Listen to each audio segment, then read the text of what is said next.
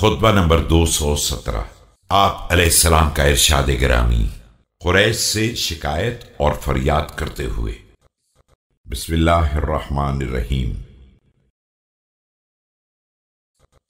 खुदाया, मैं कुरैश से और उनके मददगारों से तेरी मदद चाहता हूं कि उन लोगों ने मेरी कराबतदारी का ख्याल नहीं किया और मेरे ज़र्फ़े अज़मत को उलट दिया है और मुझसे उस हक के बारे में झगड़ा करने पर इत्तेहाद कर लिया है जिसका मैं सबसे ज्यादा हकदार था।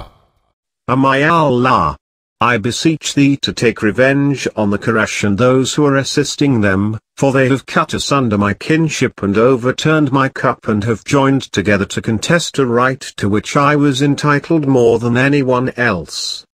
और फिर ये कहने लगे हैं कि आप इस हक को ले लें तो ये भी सही है और आपको इससे रोक दिया जाए तो ये भी सही है। अब चाहे हम गम के साथ सब्र करें या रंज अलम के साथ मर जाएं। ऐसे हालात में मैंने देखा कि मेरे पास न कोई मददगार है और न दिफा करने वाला सिवाय मेरे घर वालों के, तो मैंने उन्हें मौत के मुंह में देने से गुरेज किया और बिलाखिर आंखों में खसो खाशाक के होते हुए चश्म पोशी की और गले में फंदे के होते हुए लुआबे दहन निगल लिया और गुस्से को पीने में हंजल से ज्यादा तल्ख जायके पर सब्र किया और छुरियों के जख्मों से ज्यादा तकलीफ दे हालात पर खामोशी इख्तियार कर ली।